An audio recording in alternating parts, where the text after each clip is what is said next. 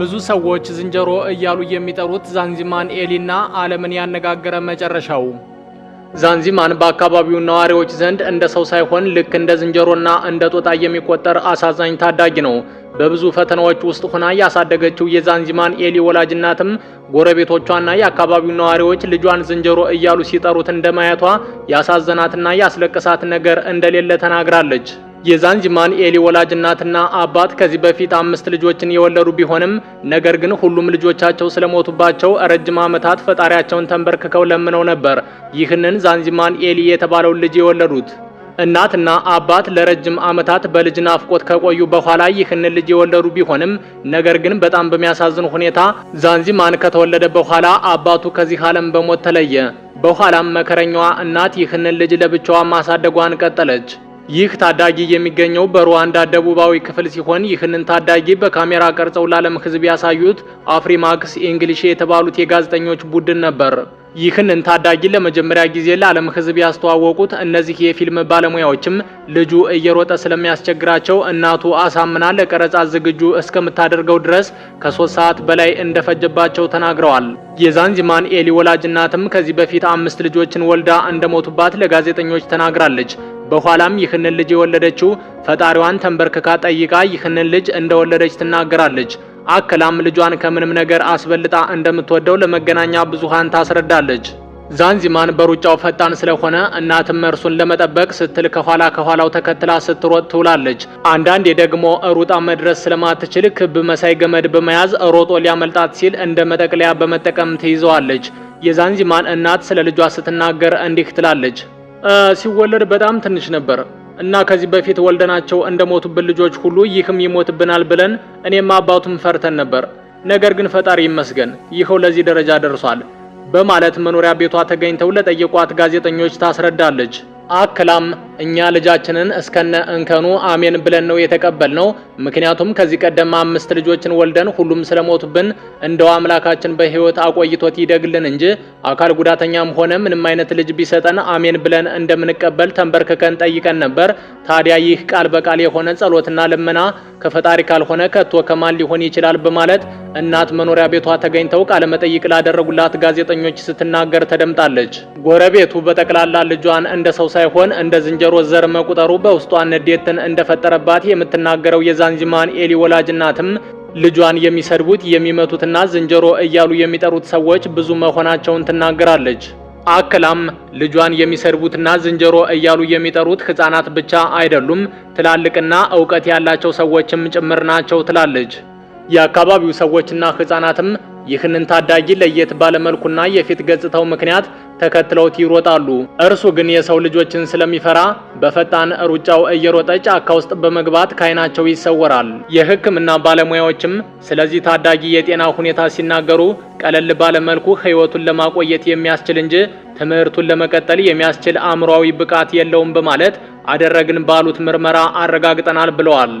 ጋዜጠኞችም የአካባቢው ሰዎችና ጎረቤቶች ይህንን ታዳጊ ዝንጀሮ እያሉ የሚጠሩት በምን ምክንያት እንደሆነ ሲጠይቁ ዛንዚማን ልክ እንደ ዝንጀሮና ጦጣ ሁሉ ሳርና ቅጠል ሲመገብ በማየታቸው ምክንያት እንደሆነ ይናገራሉ። ይህ ታዳጊ ተበስሎ የሚሰጠውን ማንኛውንም ምግብ አይበላም። ብዙ ጊዜ መመገብ የሚፈልገው እንደ ሙዝ ያሉ ፍራፍሬዎችን ብቻ ነው። በዚህም ምክንያት ለብቻዋ የምታሳድገውና በዝቅተኛ የኑሮ ደረጃ ላይ ለምትኖረው እናቱ አስቸጋሪ ነበር። ታዲያ የዚህ ታዳጊ አስገራሚ ታሪክም በካሜራ ተቀርጾ በተለያዩ መገናኛ ብዙሃን ለተመልካች ሲደርስ ዛንዚማን ኤሊ መነጋገሪያ ሆነ። ዓለም አቀፍ መገናኛ ብዙሃንም ይህንን ታዳጊ ሰፊ ሽፋን በመስጠት ዘግበውታል። በኋላም ይህ ዘጋቢ ፊልም ከተለቀቀ በኋላ አንድ አነጋጋሪ ነገር ተፈጠረ።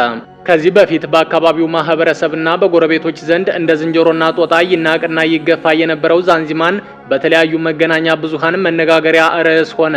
ታዲያ ይህንን ታዳጊ ለብቻዋ በድህነት ውስጥ እየተሰቃየች የምታሳድገው እናቱን የተመለከቱ ሰዎችም ዛንዚማንና እናቱን ሊረዷቸው ፈቃደኛ ሆነው በስማቸው የጎፈንድሚ አካውንት ተከፈተና በመላው ዓለም የሚገኙ ቀና ልብ ያላቸው ሰዎች ሊረዷቸው ፈቃደኛ ሆኑ። በርካታ ገንዘብም ተሰበሰበላቸውና ድጋፍ ተደረገላቸው። ቀጥሎም መኖሪያ ቤታቸውን እንደምትመለከቱት ከዚህ ወደዚህ ቀይረው ቆንጆ አድርገው ሰርተውላታል። ዛሬ እንደ ትናንቱ በድህነት አትሰቃይም።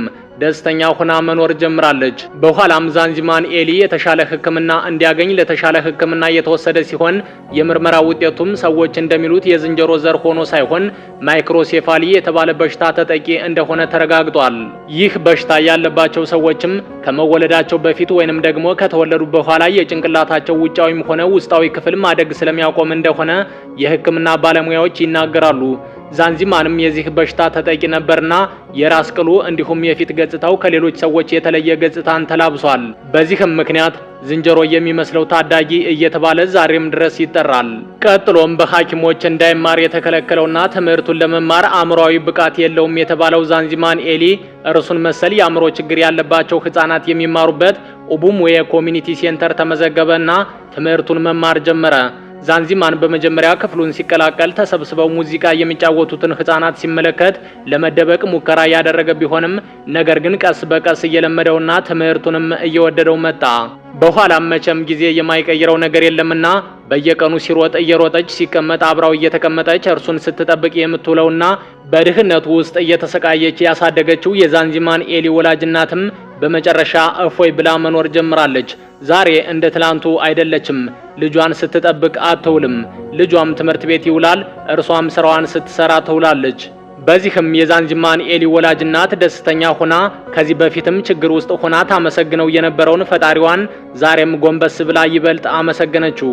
አሁን ዛንዚማን ኤሊ እንደ በፊቱ አይደለም። ታሪኩን በቴሌቪዥን መስኮት የተመለከቱና የሰሙ ሰዎች ባደረጉለት ድጋፍ የእርሱም ሆነ የእናቱ የኑሮ ደረጃ ተቀይሮ እናቱም እርሱም የተሻለ ኑሮ መኖር ጀምረዋል። ዛንዚማን እንደ በፊቱ ጫካ ተደብቆ አይውልም። ከጓደኞቹ ጋር ትምህርቱን ሲከታተል ይውላል። ዛሬ ጫማ መልበስ ለምዷል። ንጹህ ልብስ እየለበሰ ነው። የተሻለ ቤትም እየኖረ ነው። ከዚህ በፊትም ሰዎች ሲስቁበትና ሲቀልዱበት ውስጧ ሲደማ የነበረችው እናቱም የሳቅ ዘመኗ ተመልሶ እፎይ ብላ መኖር ጀምራለች። ክብር በየትኛውም አስቸጋሪ ሁኔታ ውስጥ ሆነው ተስፋ ሳይቆርጡ ልጆቻቸውን የሚያሳድጉና ያለመሰልቸት ቀንና ማታ ያውም በድህነት ውስጥ ሆነው ልጆቻቸውን ለሚያሳድጉ እናቶች ሁሉ። ውድ የቻናላችን ቤተሰቦች በዛሬው ዘገባችን ወደ ሩዋንዳ ተጉዘን ዝንጀሮ እየተባለ የሚጠራውን ታዳጊና ዓለምን ያነጋገረ መጨረሻውን በተመለከተ አጠር ያለ ዘገባ ወደ እናንተ አድርሰን ነበር። ቀጣይ ደግሞ በሌላ አስገራሚ ቪዲዮ ተመልሰን እስከምንገናኝ ድረስ በያላችሁበት የዓለም ዳርቻ ሰላም ሁኑ። ይህንን ቪዲዮ ላይክ ማድረግና ቻናላችንን ሰብስክራይብ ማድረግ እንዳትረሱ እያልን ለዛሬ እዚህ ላይ አበቃን። መልካም ቀን ተመኘን።